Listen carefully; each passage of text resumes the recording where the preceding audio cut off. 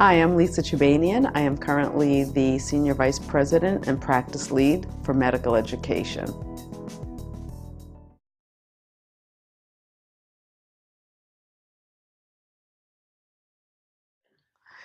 I always gravitated towards healthcare. I really have a passion for health, but I also have a passion for communications.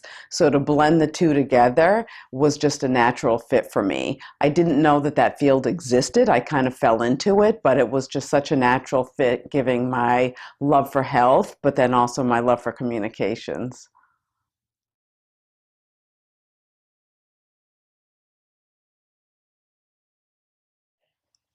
If I'm honest, I have to say I don't know that I saw myself going anywhere in particular. I always felt the world was my oyster. And I think in a way that has really helped because I didn't have a specific path. At the time, I was just open to whatever was next. And I was someone who always thought about, all right, what is the next role? And if I saw something that I liked, I went after it and tend to get it. But it wasn't like I had in my head, okay, I'm 21 years old. I started my career as a nurse. I didn't say that, in 5 years I want to be X. I just knew that if I kept my mind opened, that good things would come and I would do different things. And then in terms, I don't think I ever anticipated I'd be where I am now. Like I said, it wasn't that I was a super ambitious person. I always had a quest for doing a really good job at what I did and being open to the possibilities and want to go after what I saw I liked. So I think looking back, um, or rather thinking about what I've achieved today, I don't think I ever would have thought that, when I look back to when I was 20 years old.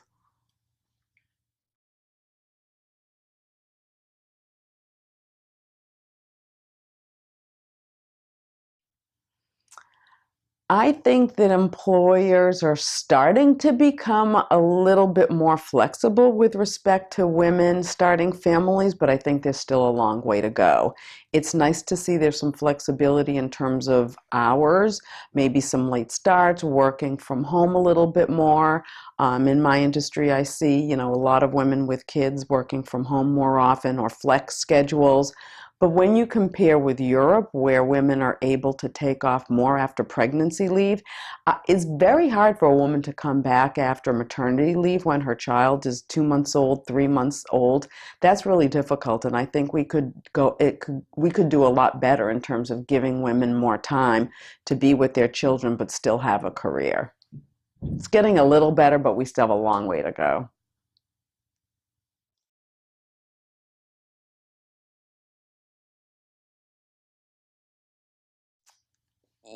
I was lucky to grow up in a household with a very strong mother who never felt like she was a second class citizen to any males. And I think that really helped me and my sister feel like we could achieve whatever we wanted to achieve in our lives. And having women that were strong in my life, whether it be my mother or some of my managers over the years, seeing, pretty strong women, I think were motivating to me and allowed me to have those goals and dreams and feel like I could do anything I wanted to do. I think now when I look at people like Hillary Clinton or women running large companies or women who also can really balance family and work life well, those are the people that I emulate as someone who have achieved as women and overcome obstacles and really made it work, and women who have gone through a lot of hardships but succeeded.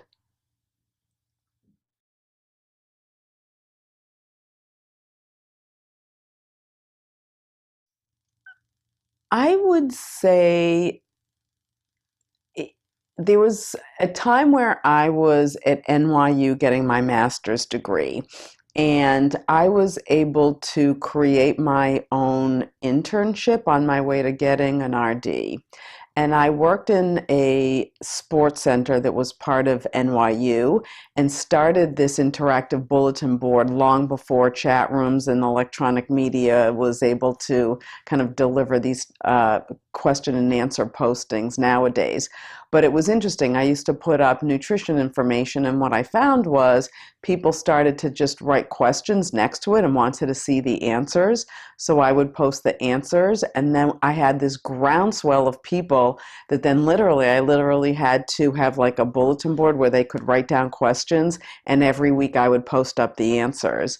And then it was at NYU, and I actually had a professor in the communications department find me one day and said, these are really great. I'd love to put them and make them into a book.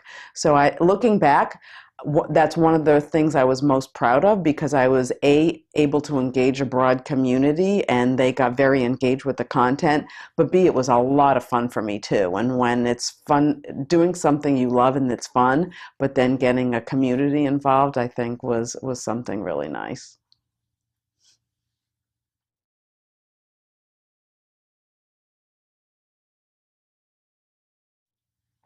So that one's easy. I think I'd like to see a woman president.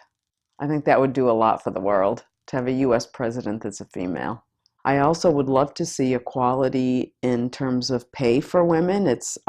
We shouldn't have to ask for equal pay. These things should just be a right, and I would like to see that women don't have to ask to get a raise, that it should be automatic, just like it is for males. So equal pay is something too, I think would be important.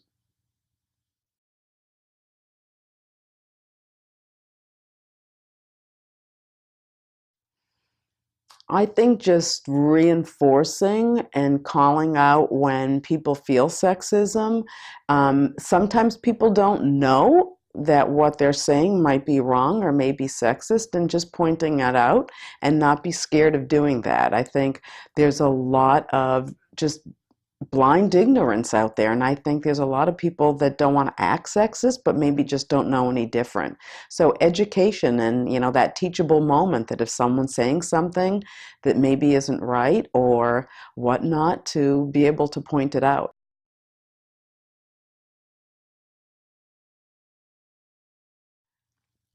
I would say be strong, go after what you want, get a lot of different experience. I was very fortunate in my career to really almost reinvent myself four times along the way. I started as a nurse, then went back to get my master's in nutrition, became a registered dietitian, had another career doing health and wellness for J&J until I fell in the healthcare communications arena. So I would just say to people, be open-minded, do different things. The more skills you can gain along the way, the better. Also look at a mentor. I mean, there are people who, when they do good work that you decide you want to be like that person, ask them if they could be your mentor, or reach out to them to have time with them to learn skills from them. Even volunteering to do something completely that's not part of your job, just to gain those additional skills. Being well-rounded, whether it's writing, verbal skills, time management skills, financial skills, the more skills you have, the more opportunities that you'll have.